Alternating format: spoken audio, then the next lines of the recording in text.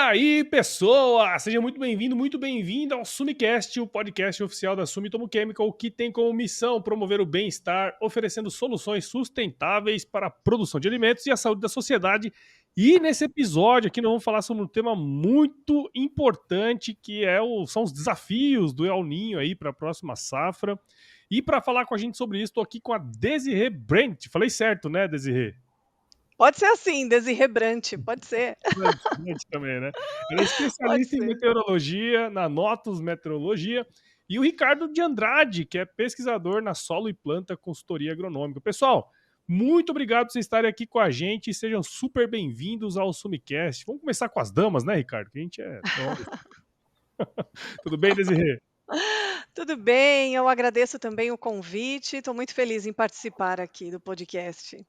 Legal, muito bom. E aí, Ricardo, como é que estão as coisas? Graças a Deus, tudo bem. Dependendo do que a Desirê nos falar, pode ficar melhor. Estamos na Verdade, verdade. dependência dela. Cara, a gente está acompanhando aí, né, meu, muitas notícias saindo e tudo mais, né?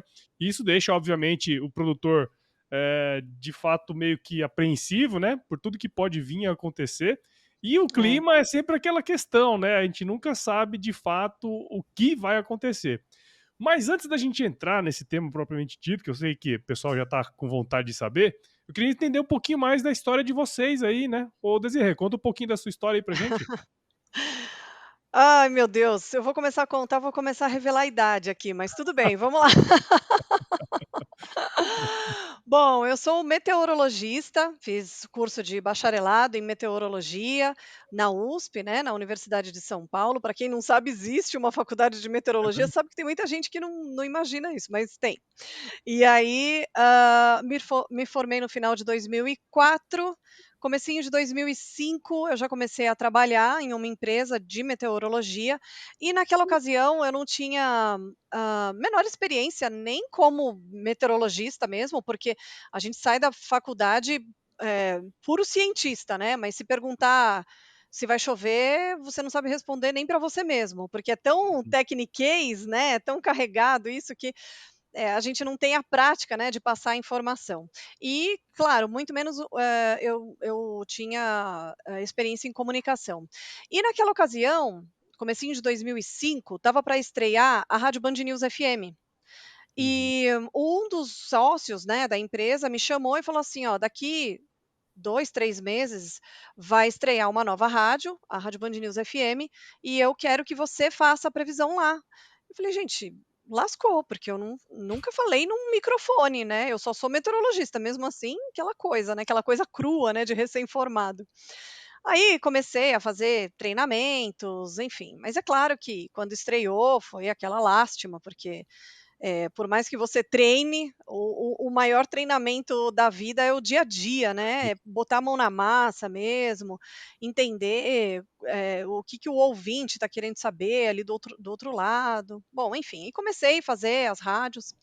E aí depois de uns 2 anos, eu comecei a apresentar a previsão do tempo no Terra Viva, o canal Terra Viva. E depois disso, o Canal Rural gostou do meu trabalho lá no Terra Viva, acabei indo para o Canal Rural e lá se foram 15 anos no Canal Rural, apresentando a previsão do tempo para os agricultores. Olha, eu apresentei um programa, o programa Mercado e Companhia, não sei se vocês, Sim, conhecem. É o claro. programa da casa, né. Eu fiz esse programa durante 15 anos, todos os anos, assim, ininterruptos. Aham. Deu tempo até de ter 2 filhas nesse caminho, aparecer grávida 2 vezes no ar. E aí, isso foi muito legal, porque o canal rural, né, o meu trabalho com a mídia voltada para a agricultura me abriu portas, né, para eu começar a me aprofundar no mundo agro, né. Então, eu acabei, através desse canal, acabei tendo a oportunidade de, ministrar palestras pelo Brasil, né, para produtores rurais, principalmente soja, milho, enfim. Então, passei muito pelo sul, pelo Centro-Oeste, por Minas Gerais, né, dando palestras e nada como você ir até o produtor rural, sentir as dores, quais são as necessidades e todos os dias com um contato bem eu sempre procurei ficar bem próxima, porque para mim é muito interessante, né, o saber quais são as dores, quais são os anseios, né, do produtor rural. Isso acaba contribuindo para o meu aprendizado, para o meu próprio conteúdo, né, porque não basta simplesmente você falar a previsão, você tem que canalizar aquela informação, né, deixar ela de forma bastante adequada, empacotar essa informação, de forma que você possa facilitar e não complicar a vida do produtor rural, né.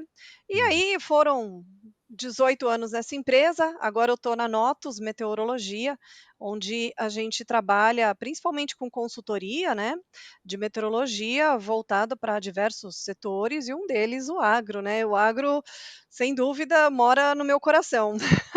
Legal, legal. E você falou uma coisa muito bacana, né, Zizi? Porque assim, muitas vezes parece que é uma coisa que você não necessariamente precisaria estar ali junto com o produtor, né? Porque você vai pegar ali a previsão e seria teoricamente só falar, mas não é, né? Porque a hora que você É, consegue entender os meandros das coisas ali, até a sua sim, comunicação fica melhor e é mais bem sim. aceita pelo outro ali também, né? Exatamente, ele entende que eu estou realmente prestando atenção no que ele quer, no que ele precisa, né, e isso enriquece, é muito enriquecedor para ambas as partes, mas principalmente para mim, que acabo sempre eu sempre falo, né, que todas as vezes que eu viajei para alguma cidade, para dar alguma palestra, minha bagagem voltava mais cheia, e cheia de conhecimentos, né, Sim. porque a conversa era mais estreita com o produtor rural e sempre foi muito gratificante. Sem dúvida, legal. Bom, Ricardo, agora chegou sua vez, cara. Conta um pouquinho aí da sua história pra nós, meu. É bem, bem menos curta que a Desirê, menos emocionante, com certeza. Ah, imagina. Imagina, cara.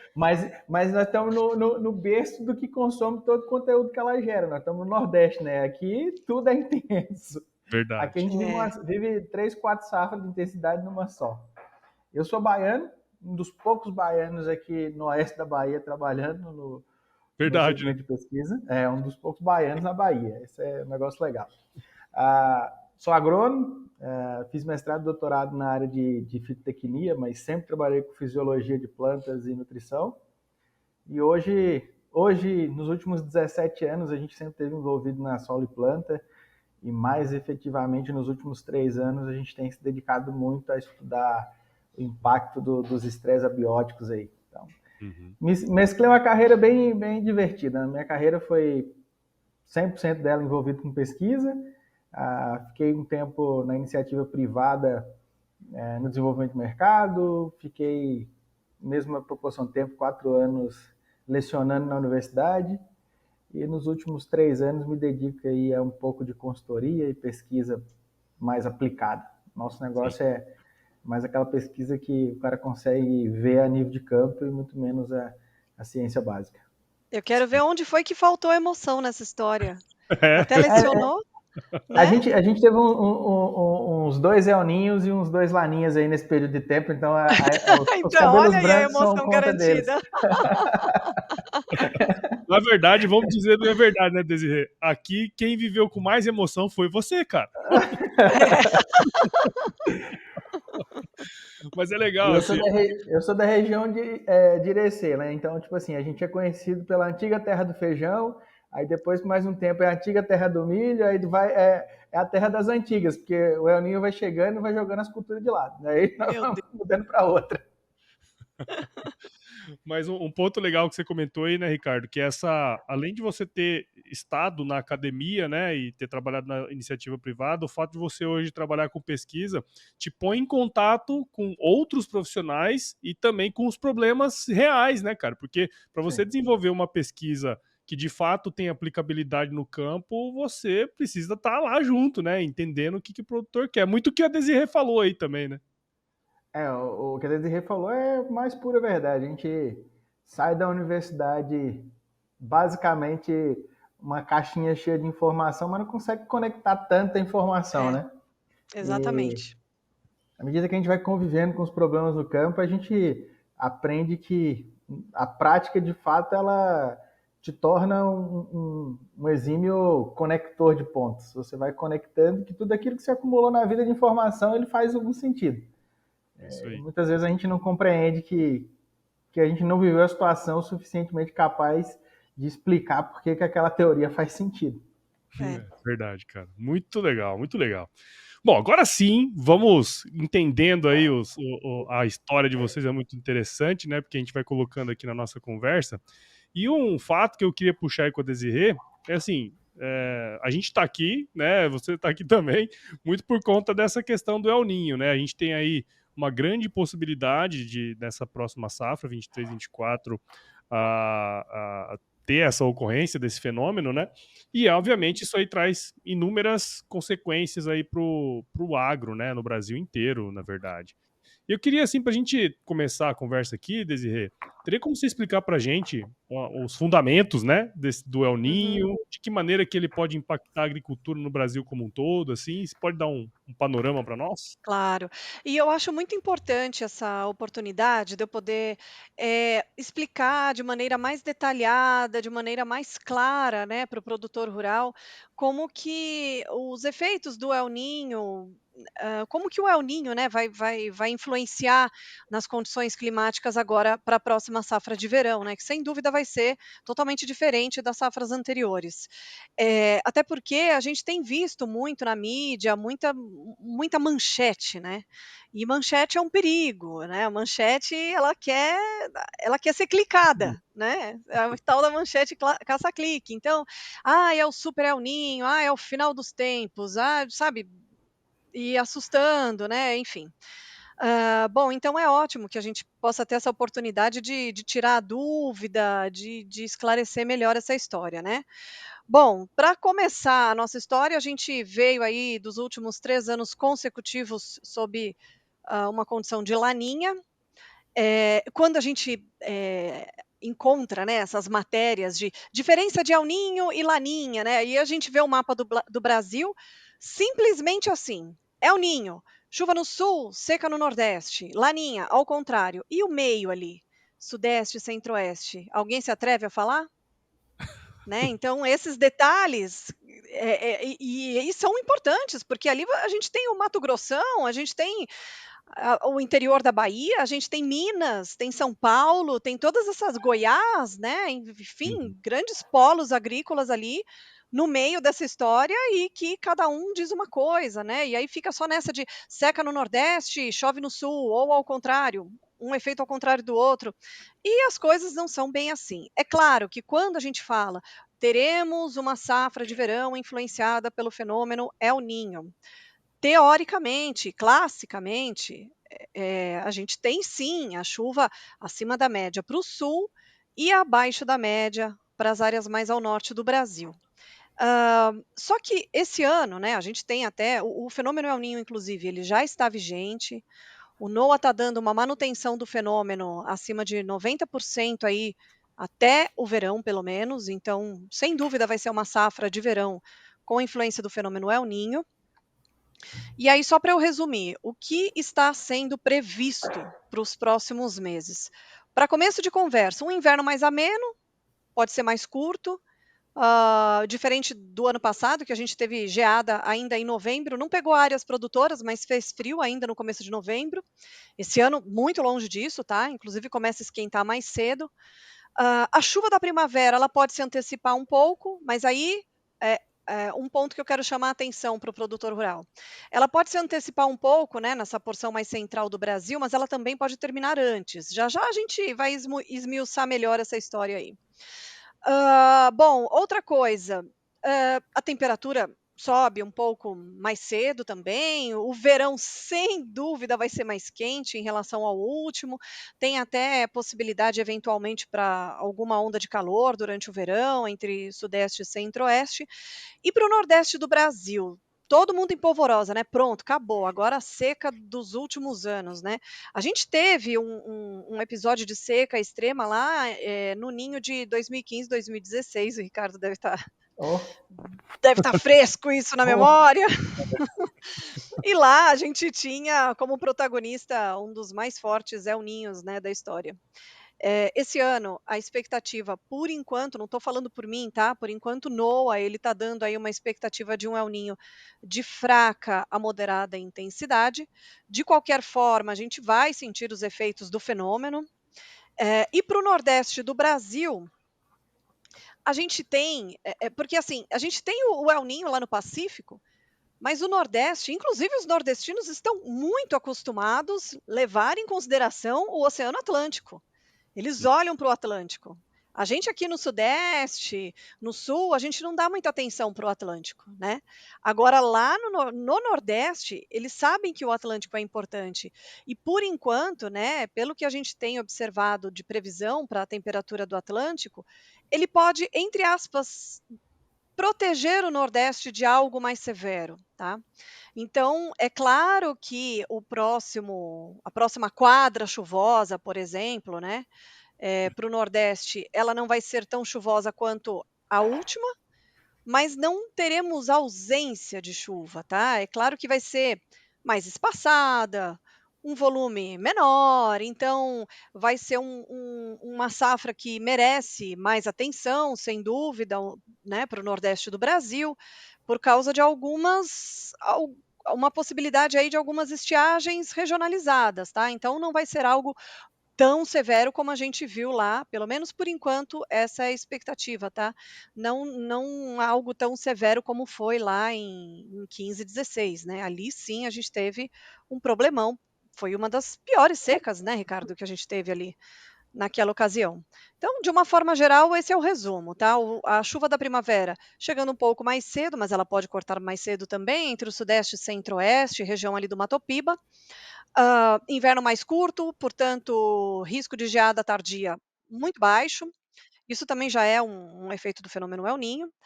Chuva acima da média para o sul, abaixo da média para o Nordeste, para o Mato Piba, porém não significa ausência. Ela só não alcança a média histórica e vai merecer um pouco mais de atenção.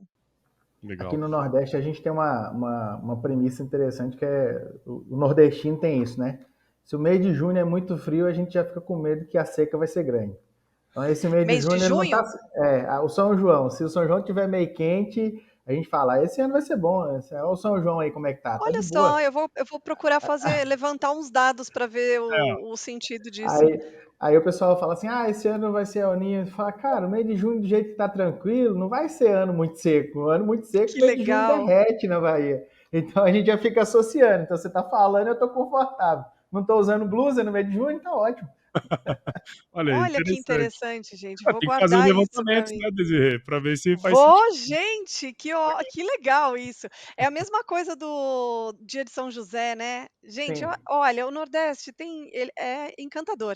E é uma pena que eu não tive a oportunidade ainda de ir para a região do Mato Piba, viu, Ricardo? Já estou me O convite convidando fica aqui pra aquelas. você vir na Bahia. Vem pra Bahia. Não Autoconvidando. fui, não, infelizmente, mas eu acho assim, tem assim histórias assim encantadoras muito legais e que tem a ver com a ciência, quando a gente procura enxergar, por exemplo, o dia de São José, né, que se chove no dia 19 de março, especificamente em Quixeramobim, no Ceará, Ah, é um sinal de que vai ser um ano bom de chuva, né? Tem até uma música muito linda do Luiz Gonzaga, né, que ele fala: "Eu rezei tanto que agora está chovendo demais". Ele começa a se culpar de ter rezado errado. Como chama essa música? Eu esqueci. Ah, meu boa. Deus, gente, é uma música maravilhosa. Depois eu lembro aqui, mas é uma música muito legal e eu falo assim: "Gente, é o Laninha". Ele não é que ele rezou muito, é o Laninha, entendeu? Então, nossa, é muito interessante, são histórias muito interessantes. As É o crenças, conhecimento né, que no popular, fim né. das contas a gente vai ver tem a ver com a ciência, é muito legal. É o conhecimento popular que, na verdade, faz, Faz né, todo é uma sentido. observação que já vem de muitos anos, né. Sim, e Aqui, gente, por exemplo, na praia, eu gosto de conversar com pescador. É claro que ele sabe do clima ali da região dele, mas é muito interessante, ele sempre tem algo, assim, de interessante para contar. eu tenho um tio, tinha, né? Infelizmente faleceu, mas ele faleceu já com uns 90 anos de idade.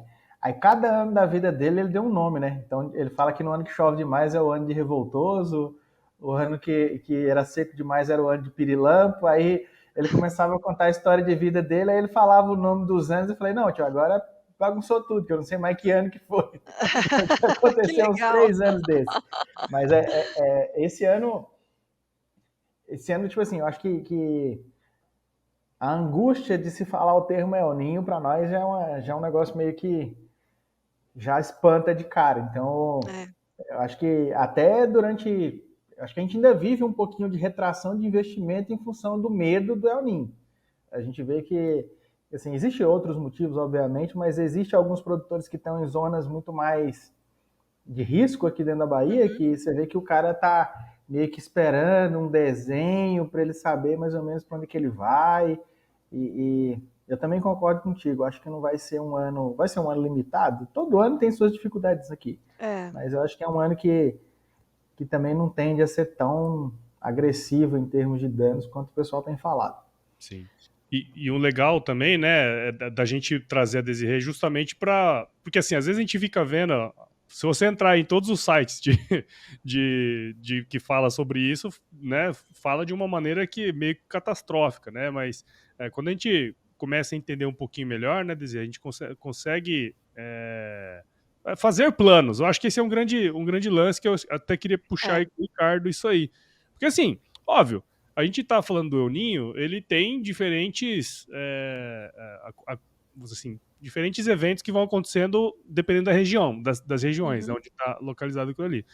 Mas eu queria entender, o Ricardo, baseado em toda a sua experiência, cara, quais tipos de estratégia o produtor ele pode, assim, a gente está aqui falando um negócio que provavelmente vai acontecer, então quais estratégias Uhum. ele pode utilizar para enfrentar situações relacionadas a esse evento, né? Ah, vai ter mais seca, veranico em algumas regiões, vai ser mais chuva em outros, cara, mas quando que a gente, que estratégias, né, o produtor pode trabalhar previamente para tentar mitigar ao máximo isso aí? Essa sua pergunta ela é super interessante, porque assim, ah, parece que tipo, você vai criar um monte de estratégias para cada situação. Na verdade, a mesma estratégia que a gente usa para lidar com chuva demais, com seca demais, é a mesma. Uhum, E quem paga o preço no clima mais seco ou no clima muito mais chuvoso é aquele cara que não fez o dever de casa para nenhuma das situações. Então, esse é o primeiro ponto. Tipo assim, a estratégia para um ambiente de veranico é a mesma do ambiente extremamente chuvoso. O ano passado, por exemplo, para nós, o começo de cultivo foi extremamente chuvoso e as regiões que foram muito chuvosas foi extremamente catastrófico. Acho que a gente produziria muito melhor no El Niño severo do que foi nas algumas regiões muito chuvosas no ano passado. uhum. Então, assim, o preparo do solo, a rotação de culturas, esse manejo de não ter o solo compactado, isso aí é básico em qualquer ambiente. Uhum. Então, eu acho que esse é o principal desenho que as pessoas têm que entender. Ó, o dever de casa, o feijãozinho com arroz, ele precisa ser feito em qualquer ambiente, não é porque vai vir o ninho, não. Se viesse um laninha severo também, a gente precisaria ter feito esse dever de casa. Mas para a condição de possível El Ninho moderado ou um possível El Ninho severo, a gente precisa investir em tecnologia. O que, que a gente vê, por exemplo? O pessoal vê o El Ninho, aí fala, ah, não, porque o potencial vai ser limitado. É nessa hora que quem faz investimento consegue manter ativo, com produções médias boas, mesmo no ano ruim. É o cara que consegue manter a rentabilidade dentro das áreas no ambiente ruim. Então, acho que a principal dica para o cara é assim, ó, é o ano de El Ninho. Se você tem condição, não reduz investimento. Faça um investimento mais estratégico, que isso com certeza vai fazer com que você seja o cara que, na média, produziu a maior média no ano de El Ninho. Então, esse é um cenário possível.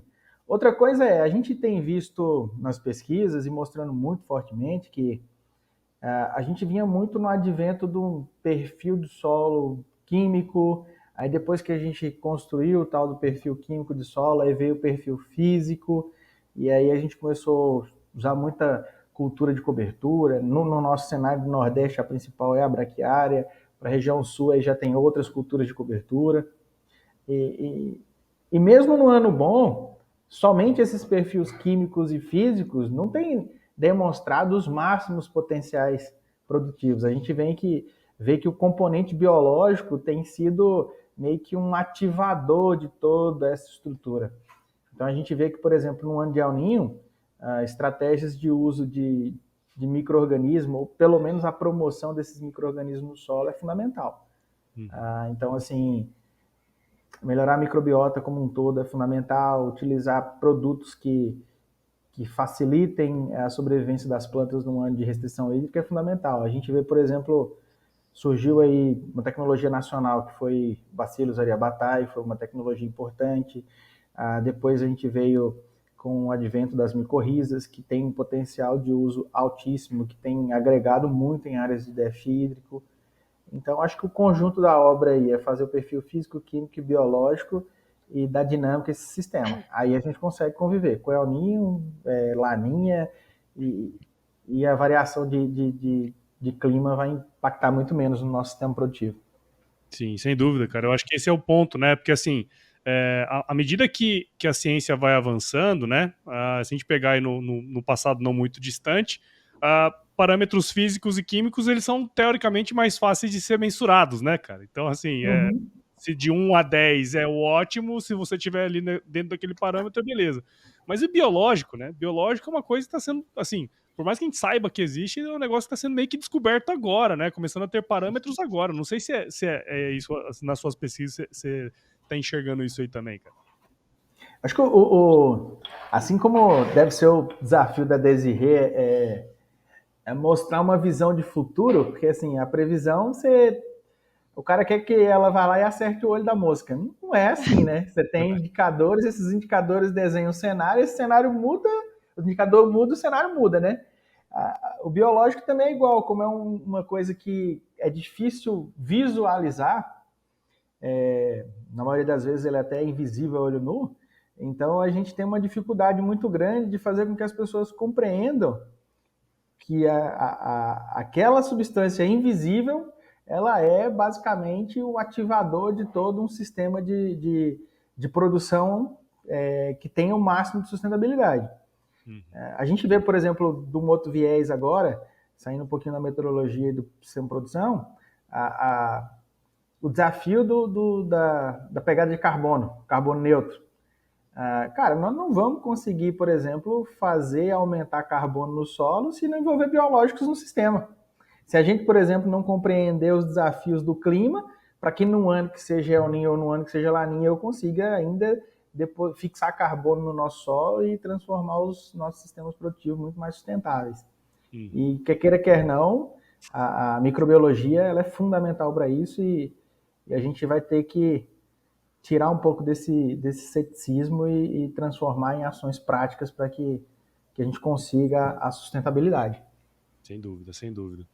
E aí, bom, como a Desirê já comentou, né, a gente tem diferentes situações que acontecem nas mais variadas regiões. E quando a gente fala das principais culturas agrícolas hoje no Brasil, né, se a gente levar em consideração soja, milho, algodão, a gente tem ali nas regiões sul, sudeste, centro-oeste e Matopiba, Pará também, né, Matopiba, Pará, não sei, a maior representatividade considerando a produção total. Ele está concentrado, né? Eu falei o Brasil inteiro, mas está nessas regiões, né? Mas no que diz respeito aos efeitos do El Niño e possíveis estratégias de manejo que a gente pode utilizar, como que a gente pode trabalhar esse planejamento? Eu queria dizer, se você pudesse ir falando por região, sabe? O que pode acontecer assim, de uma maneira mais específica. É claro que a gente está de olho na próxima safra de verão, mas eu já adianto que a gente vai sentir para o sul do Brasil, né, os efeitos do fenômeno já para as lavouras de inverno, né, porque esse ano, como eu já mencionei, o inverno ele vai ser mais ameno, ele até vai ter algumas ondas de frio, mas elas serão espaçadas, elas não vão ter um alcance tão amplo pelo país, então dificilmente a gente vai ter um frio mais intenso entre norte do Paraná, São Paulo, Mato Grosso do Sul, muito menos Minas Gerais, e para o sul do Brasil, eventualmente pode ocorrer aí uma queda ou outra de temperatura, mas não tem nada muito expressivo previsto. Além disso, essas ondas de frio elas já começam a perder intensidade entre final de agosto e setembro. Ainda pode fazer frio, mas já começa a diminuir o risco de geada e diminui o risco até para geada tardia, né? Em relação à chuva para o sul do Brasil, a expectativa é da chuva ganhar força, ficar acima da média. Os mapas, eu uso bastante o modelo europeu, né, de previsão, e já apontando para chuva acima da média, principalmente entre outubro, novembro, setembro já tem também. E aí o que o El Niño faz também, né? Um dos efeitos do El Niño é no que diz respeito à qualidade da chuva, né? E como a gente tem uma expectativa de um volume intenso de chuva para o fim do ano no sul do Brasil, combinado com temperaturas mais altas, essa combinação, né, de temperatura alta e chuva forte, isso pode resultar, pelo menos na maioria das vezes, né, ou em grande parte aí das vezes, em chuva em forma de tempestades, isso principalmente no interior do Rio Grande do Sul. Então é uma chuva que ela é proveniente de nuvens muito carregadas. Não sei se vocês já ouviram falar dos CCMs, né, que são os complexos convectivos de mesoscala. Eles são comuns de se formarem durante a primavera e eles se formam normalmente ali entre noroeste do Rio Grande do Sul, oeste de Santa Catarina, pegando ali regiões bem importantes, né, de produção agrícola, e esse tipo de sistema costuma produzir esse tipo de chuva em forma de tempestade, e quando eu falo tempestade, eu estou falando de ventania, descargas elétricas e eventualmente queda de granizo. Tá? Então, a gente tem aí esse risco, né? Tem chuva boa, chuva até acima da média, para o fim do ano, só que tem essa combinação de chuva volumosa com calor que os modelos estão indicando, e uma das questões, né, um dos efeitos do El Niño é esse, né, no que diz respeito à qualidade da chuva, que ela pode vir na forma de tempestades para a região sul do Brasil, tá? Bom, Sudeste e Centro-Oeste, eu coloco na mesma porção ali, porque o regime de chuva para o interior de São Paulo, Triângulo Mineiro ali, Goiás, Mato Grosso do Sul. É claro que São Paulo e Mato Grosso do Sul começa a ter primeiro um pouco de chuva, depois vai se espalhando para as outras áreas, né? Mas o tipo de chuva que acontece por lá, nas duas regiões, é algo bem semelhante. E aí, quando a gente fala em uma safra de verão influenciada pelo fenômeno Laninha, eu já falei para vocês que a chuva da primavera ela pode adiantar. Não estou falando de começou agosto terminando com chuva volumosa, abrangente, persistente. Não, mas a gente já vai ver a chegada da umidade. Eu posso dizer que o início da safra de verão pode se dar de uma forma não tão seca, né? O solo pode não estar tão seco assim, porque a gente pode ter um episódio ali, outro aqui de chuva, né? Então isso pode entregar para a próxima safra de verão um solo não tão seco, em algumas regiões já com um pouquinho de umidade, né? E isso acaba ajudando até a adiantar a próxima safra, claro, de acordo com o término do vazio sanitário, né? Mas já pode ser um ponto positivo, né, para começar. E a gente sabe muito bem, né, que começou a chover, o produtor já fica pensando em quantas mil safras ele vai conseguir fazer esse ano. E isso ele tem que tomar bastante cuidado, porque a expectativa é que o El Niño permaneça até praticamente o final do verão, pelo menos por enquanto. E da mesma forma que o El Niño adianta a chuva da primavera, ele pode fazer com que ela termine precocemente, tá? Entre o Sudeste e o Centro-Oeste. Então ela pode ser que em maio a gente já tenha dificuldade de chuva. O pessoal de Minas adora perguntar para mim: vai ter chuva para o safrinha em maio? Eu falo: gente, chuva em maio é uma questão de sorte, mas às vezes acontece, às vezes vai bem, dá para fazer um safrinha bom, mas é uma questão de sorte já, né? Agora imagina com o El Niño, né? Então a chance de ter chuva em maio lá para o milho safrinha em Minas, por exemplo, já é menor por conta do El Niño. E Esse mais cara aí uma precisa vez, escutar a música do Luiz Gonzaga. Esse que tá esperando a chuva em maio. é, E aí, mais um efeito do El Niño também, no que diz respeito à qualidade da chuva, é que na maioria das vezes, porque as pessoas já associam assim: El Niño vai chover bastante. Calma, como vai ser essa chuva? A distribuição dela, a qualidade dessa chuva é o que importa para o produtor rural. Uhum. Porque não adianta nada atingir a média histórica em 2 dias e o resto do mês não chover mais. É. Né? Não adianta nada chover muito em um canto da fazenda e em outro não. Né? E o El Niño ele traz esse risco, tá? De deixar de uma certa irregularidade, tanto na sua distribuição espacial, ou seja, chove aqui, não chove ali, a famosa chuva de manga, né? Uhum. Como também na sua distribuição ao longo dos meses, né? porque chove em 2, 3 dias, depois fica 10, 15 sem chover, e isso aí acaba trazendo uma certa emoção para o produtor rural. Ainda não tem modelo indicando essa distribuição dessa forma, mas é um risco que a gente não deixa de dar, né, para uma safra de verão para o Sudeste e para o Centro-Oeste com influência do El Niño. Muito diferente, isso que eu quero reforçar. O último verão, a gente tinha um Laninha, né? A gente ainda tinha um Laninha.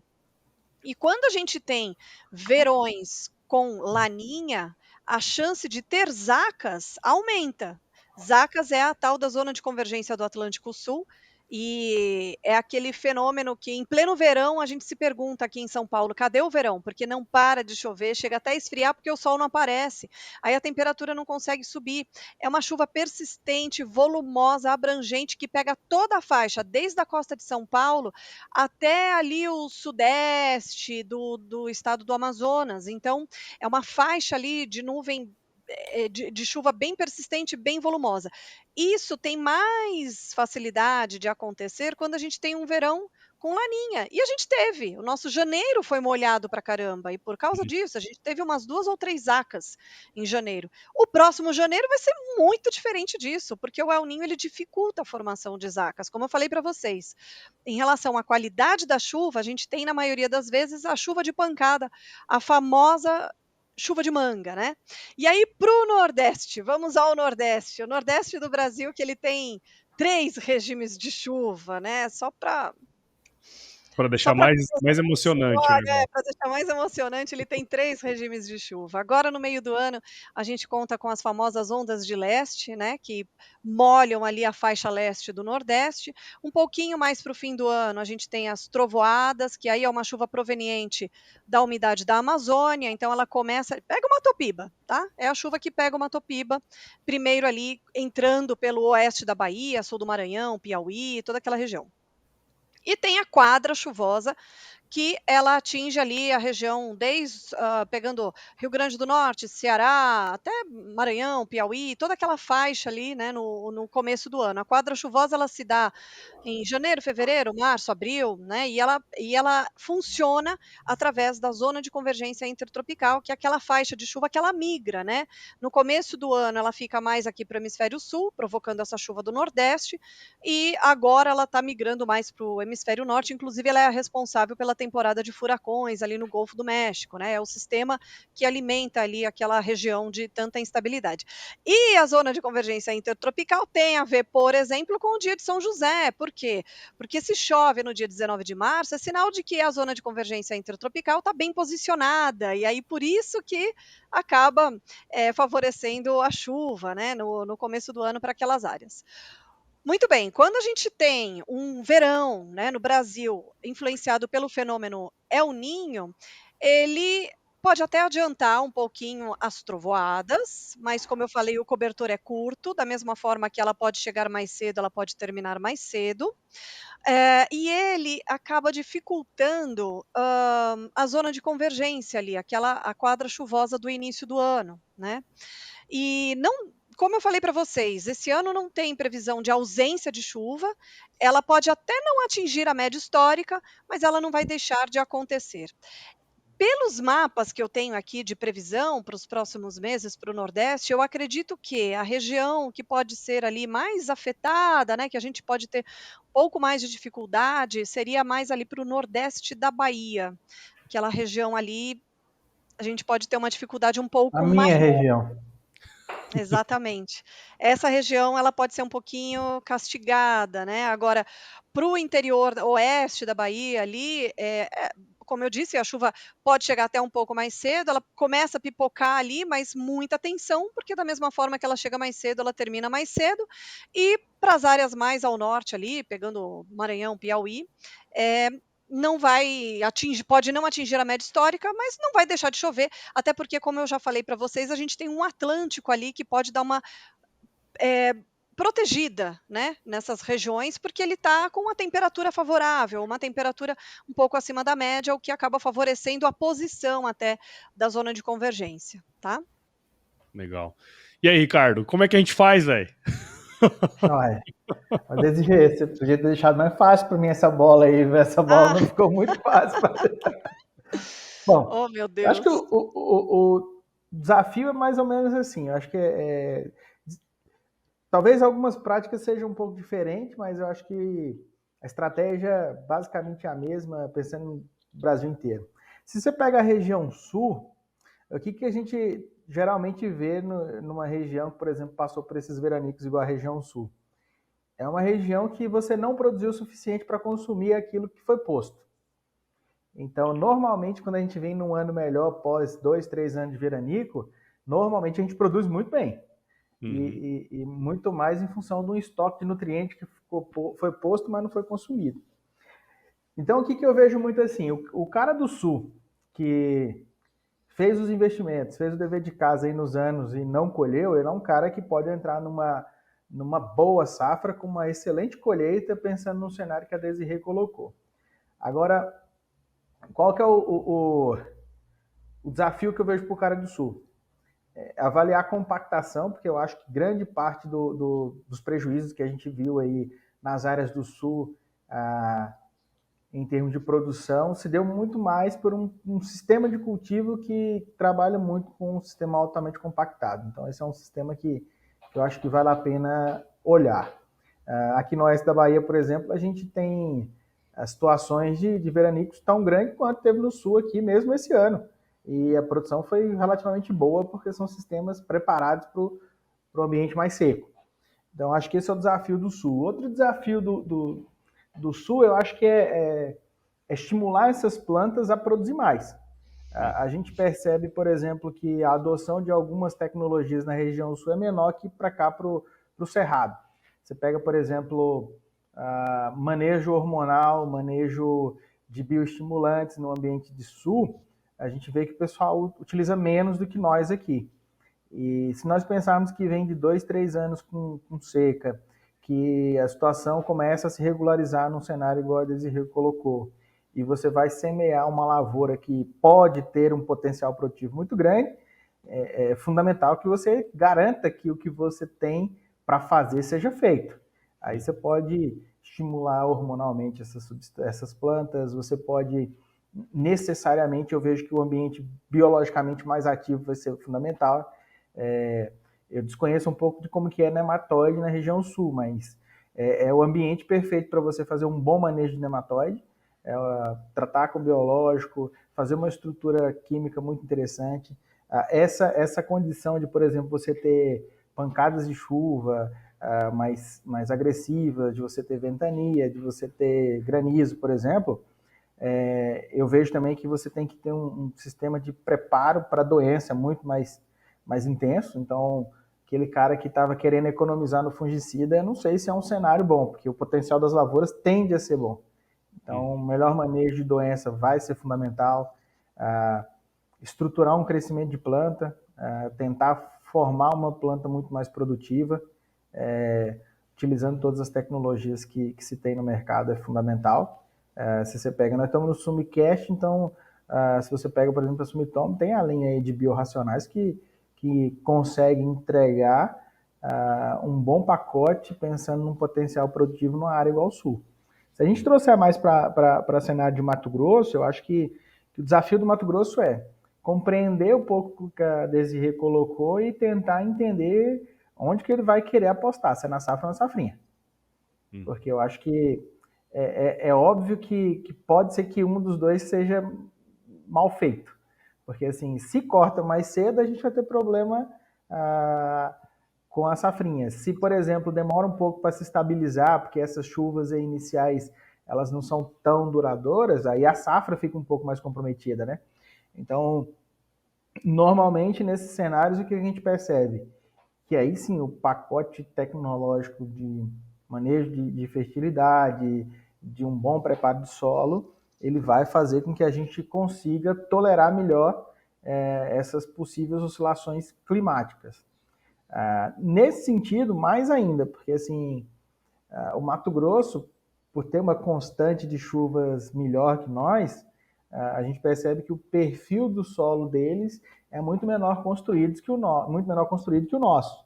Então, é um ambiente para você nutrir essas coberturas vegetais quando possível, é um ambiente para você trabalhar muito mais forte o ambiente de construção de sistema radicular. Naturalmente, como se chove mais, normalmente a gente vê que o desenvolvimento do sistema radicular lá é menor do que para cá. Então, tentar investir no desenvolvimento do sistema radicular, manejos em que você consiga fazer com que essas raízes se desenvolvam melhor, é o melhor cenário, pensando em driblar um pouco essas oscilações de clima. Mato Grosso vem de um histórico aí de você ver alguns acontecimentos até rodarem muito na mídia, que é o quebramento da haste, a abertura de vagem de ponteiro. Então você tem essa dinâmica. Eu acho que num cenário de El Niño tende a mudar, né? Tende a diminuir um pouco a ocorrência desses casos, mas aí normalmente vai ser o local onde aquelas pessoas que têm o melhor manejo, que conseguem, por exemplo, ter uma junção de ter menor compactação do solo, consegue fazer um bom manejo de doença. Enquanto a gente fala de Bahia, por exemplo, 5 aplicações na safra, às vezes a gente vai falar de 3 no Mato Grosso de fungicidas. Então, acho que trazer isso para um cenário muito mais realístico para diminuir essas doenças. Essa parte do quebramento de haste, por exemplo, eu entendo que seja um fator muito mais nutricional e fisiológico, então precisa-se fazer uso de um maior número de tecnologia nesse sistema. Aí nós temos os bioestimulantes, nós temos hormônios, nós temos a nutrição mineral foliar, nutrição do solo. Eu acho que precisa fazer esse manejo. Para nós aqui do Nordeste, eu acho que o dever de casa começou ontem, na safra passada, na verdade. Eu acho que o dever nosso de casa aqui foi ter construído o máximo de palhada que pudéssemos ter construído ano passado. Ter essa entre-safra com uma boa massa de palha. Para nós aqui é fundamental um estabelecimento bom, porque El Niño aqui, quando me fala de El Niño, eu penso duas coisas. Ou janeiro entra seco, e aí é aquele janeirão que incomoda, que vem chovendo bem em novembro, dezembro, entra janeiro seco, fica ali o meio de janeiro seco. Ou aquele El Niño que chove mais ou menos em janeiro, entra fevereiro e corta no meio de fevereiro ali, e o enchimento de grão foi todo comprometido. Então, assim, se nós pensarmos numa das possíveis situações de ser um janeiro mais complicado, estabelecer uma cultura aqui é fundamental. Então, plantar na época em que seja possível desenvolver sistema radicular, porque tem gente, por exemplo, que coincide de plantar na janela que é muito mais chuvosa. Então a planta emerge ali naquela janela muito chuvosa, não consegue desenvolver sistema radicular, e esse sistema radicular vai fazer uma falta no janeiro, ele vai fazer uma falta lá no enchimento de grão absurda. Então, assim, time de semeadura para mim é fundamental. As ferramentas biológicas para nós no ano que vem, elas serão cruciais, porque, pense bem, Bahia, nematóide, seca. Então, ou nós temos que ter um manejo biológico para nematóide, um manejo biológico para tolerância ao déficit hídrico muito bom, ou nós vamos ter que amargar, por exemplo, germinar e desenvolver sistema radicular no ambiente perfeito, onde o cenário de nematóide complica, e aí entrar num veranico sem sistema radicular. Então, esse é um cenário que, para mim, é mais complicado. Então, assim, qualquer que seja a tecnologia adotada para estabelecer o melhor possível as culturas, eu acho que elas são as mais válidas. Hoje eu entendo assim, nós precisamos fazer o manejo biológico, e aí cabe um parêntese, porque a gente vê, tipo assim, não é fazer qualquer biológico, não é aplicar biológico por se aplicar, a gente tem que ter objetividade, tem que ter ciência por trás disso. A gente tem que ter, por exemplo, beleza, eu tenho que ter um mix de um micro-organismo que ajuda a tolerar a seca, que aumenta o desenvolvimento do sistema radicular, que consegue entregar, por exemplo, solubilização de nutrientes no ambiente seco, porque sem água não tem como solubilizar nutriente. Nós precisamos proteger do nematóide, então normalmente a gente vai precisar de mais de uma ferramenta nesse tratamento de sementes. Nós precisamos ali V2, V3, V4, ali no máximo V5, nós precisamos trazer elementos que façam se desenvolver uma planta adaptada a uma condição de estresse, porque é independente, é Bahia, ou o estresse vai vir no meio do ciclo, ou ele vai vir no final. Ou a gente constrói uma planta que vá tolerar isso no meio ou no final, ou então nós vamos ter problema. Nós temos uma janela aí de 20 dias para fazer isso. Isso aí. Mas, Ricardo, a subsolagem, etc. Gente, quando a gente fala nesses manejos de perfil do solo, o cara que está querendo enfrentar o El Niño ano que vem tinha que ter feito isso aí 2, 3 anos atrás. Esse cara que quer ter a receita de bolo para o ano que vem, cara, ele não vai encontrar a receita de bolo, ele não vai encontrar nenhuma ferramenta que seja efetivamente eficaz, ele vai ter métodos paliativos extremamente drásticos, que no médio prazo chega até a ser um pouco insustentáveis, porque, por exemplo, a gente já teve experiência aqui, por exemplo, de mexer no solo no ano próximo do El Niño. Aí dá aquela chuvarada intensa ali, outubro, novembro ou dezembro. E aí a gente, nesse período curto de 2, 3 meses, a gente compactar de novo a área e no outro ano a gente tem que fazer um manejo de novo. Sim. Então, enquanto aquele cara que vem fazendo a rotação, que vem trazendo a palhada no sistema, uma braquiária, um milheto, etc., ele consegue ter uma sustentabilidade melhor no sistema ou uma resiliência melhor desses sistemas. Então, acho que isso é fundamental. Um outro ponto é assim, a gente vive uns manejos que a gente elenca qual que é o elemento do manejo. E vou dar um exemplo hipotético aqui. Eu selecionei o meu manejo para ferrugem da soja. Só que a gente sabe que no ano de El Niño, a gente vai ter outras doenças que são muito mais efetivas do que a ferrugem da soja. Então, qual que é a construção, por exemplo, do seu pacote de fungicidas para a safra que vem? Qual que é a construção, por exemplo, do teu pacote nutricional? Às vezes a gente está vendo, por exemplo, o cara fala assim, não, eu vou corrigir fósforo esse ano. Mas no ano seco, quem vai fazer diferença para você é magnésio. Uhum. Então, qual que é a relação do manejo que está sendo planejado com o ambiente que a planta vai enfrentar? Acho que esse é o principal desafio. E tudo isso aí, né, óbvio, tem o conhecimento que a Desirê trouxe pra gente e tem o conhecimento técnico aplicado, né, que é o que a gente tava comentando, você comentou aí muito, né, e assim, ter esse conhecimento do que pode vir a acontecer e se preparar para isso, que eu acho que esse é o grande lance, porque nós estamos vivendo agora um período de vamos dizer assim, de mercado mais complicado, né, a gente tá num período de baixa de commodities e tudo mais. E tudo que vocês trouxeram aqui foi muito interessante porque o cara pode começar a pensar um pouco com um passo à frente, né? E aí, pra gente finalizar, porque né, é informação pra caramba, né? Eu queria que vocês deixassem uma mensagem aí pros produtores que estão ouvindo a gente, né? Um resumo aí, né, do que a gente conversou aqui hoje. Desirê, vamos começar com você. Vamos lá, então. Bom, como eu falei no comecinho da nossa conversa, eu acho muito importante que a gente tenha essa oportunidade de esclarecer, né, o que é que vem pela frente. Afinal de contas, estamos em um ano de transição, né? Saímos do Laninha, de 3 anos de Laninha, agora uma safra regida pelo fenômeno El Niño, ele já está muito bem instalado, a atmosfera já está respondendo aos efeitos do Pacífico mais quente, né?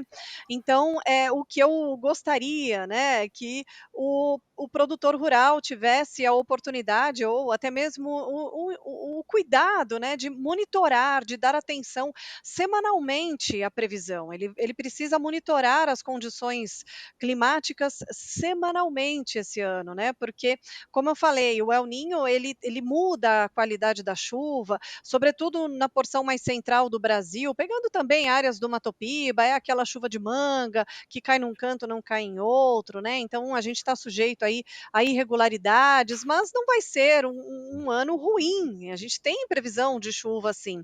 Agora, da mesma forma que o produtor rural ele tem que levar em considerações todas essas informações que o Ricardo acabou de nos contar aqui, né? De expor aqui para a gente, é importante também que ele monitore a previsão para que ele saiba ali, para que ele tenha as melhores tomadas de decisão, né? Tanto a respeito ali do início do plantio, como o Ricardo mencionou, né? Na semeadura, de escolher uma janela mais interessante, que não tenha tanta chuva, e tudo isso ele vai ter através desse monitoramento da previsão semanalmente, tem que olhar de perto mesmo. E para quem quer saber da chuva de maio, aí vai ter que aguardar um pouquinho mais, que como eu falei, esse sim vai ser um maio, uma chuva que vai ser questão de sorte, viu? E é isso, e fico à disposição. Você tem o meu contato, Paulo, assim que precisar. Estou à disposição para esclarecer as dúvidas, né, e ajudar o nosso produtor rural a ter uma Muito safra de bom. E o seu prosperidade. recado final aí, Ricardo? Primeiro agradecer, uma excelente oportunidade de estar falando com vocês. Um prazer enorme estar junto.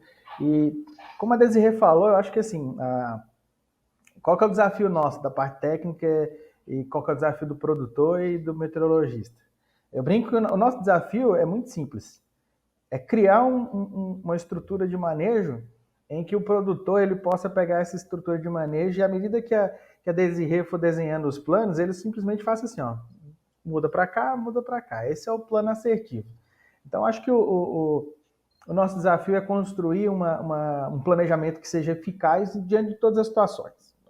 Olhar o clima, basicamente, toda semana, como foi dito, e tentar ajustar a estratégia que a gente desenhou para essa condição de clima.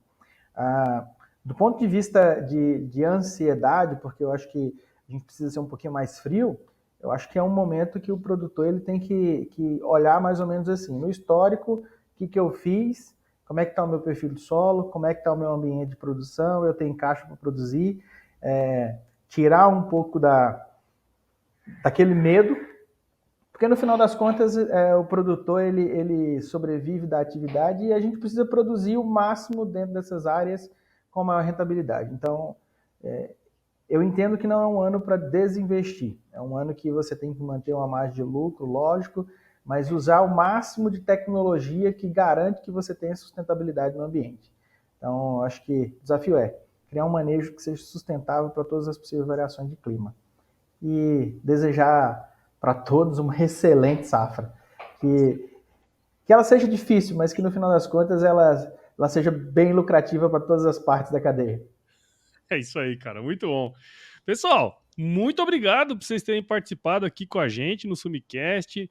Tenho certeza aí que foi um monte de informações interessantes. Quem tá lá do outro lado, assim, tá com a cabeça pipocando, né, ouvindo a gente aqui agora. Espero que vocês aí tenham entendido um pouquinho mais sobre esses desafios que o El Ninho vai trazer aí pra gente, estratégias também que a gente pode utilizar aí pra gente ter uma boa safra. E, pessoal, para quem quiser seguir o trabalho de vocês aí, onde que a gente pode encontrar, Desirê? A gente tem a nossa página no Instagram, no LinkedIn, que é Notus com 2 T's, Notus Meteorologia nas redes sociais, e me encontram por lá também, né, que eu tô ali mencionada ali, sempre aparece algum vídeo meu semanalmente, às vezes também aparece alguma coisa a respeito do agro, então Notus Muito Meteorologia, bom. E Notus com você, 2 Ricardo? T's. Eu tô no LinkedIn, no Instagram, a gente se encontra lá, Ricardo de Andrade, a Solo e Planta também está lá no Instagram, então na plataforma do Instagram e LinkedIn a gente pode conversar e vocês podem acompanhar os materiais que a gente também tem publicado lá como divulgação da nossa ciência e nossa pesquisa. É isso aí, muito bom. Vai estar tudo aqui na descrição desse episódio. E para você que ouviu esse episódio aqui até agora, tenho certeza que você, tanto quanto eu, aprendeu muito. Então considere compartilhar esse episódio com alguém que vai se beneficiar desse conteúdo. O podcast ele cresce na medida em que você participa junto com a gente desse processo aqui, tá bom? Então siga o Sumicast em seu agregador de podcasts favorito e acompanhe também os episódios lá no Agro Resenha Podcast. Siga a Sumitomo Chemical nas redes sociais, basta procurar lá por @Sumitomo Chemical Brasil no Instagram, Facebook, LinkedIn e YouTube. E visite o site da Sumitomo Chemical também, o www.sumitomochemical.com. Pessoal, muito obrigado de novo, fiquem com Deus aí. Eu sempre finalizo meus episódios com uma frase de muita sabedoria, que tem a ver com o seu trabalho, viu, Desirê? Que é o seguinte, se chover, não é a horta não, tá bom? É.